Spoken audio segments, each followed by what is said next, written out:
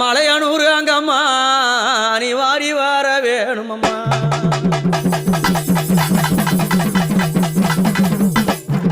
அப்படி மலையனூர் அங்காள பரமேஸ்வரி ஆதிசக்தியான தேவி அங்கமது லிங்கம் போண்டு அரவமாலை பொண்டக்காளி நாடி வந்த மக்களுக்கும் தேடி வந்த மக்களுக்கும் வாழ்வுகளை கொடுத்து நல்வாழ்வை புரிந்து ஆபத்து எந்த ஒரு வேலையில அன்னைய குரல் கொடுத்தா ஆனந்தமா வருவா.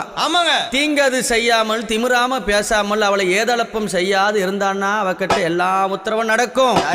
தீங்கது பேசி அவளை எப்படி ஏதளப்பமா பேசினா ஒருத்தரையும் வாழ விட மாட்டா. நம்பியவருக்கு தெய்வம் அங்காளி. எப்படி நம்பியவருக்கு தெய்வம், நம்பாதவர்களுக்கு யாரு அம்மா, நம்பாதவர்களுக்கு அவளே மகா பெரிய பிசாசாவா.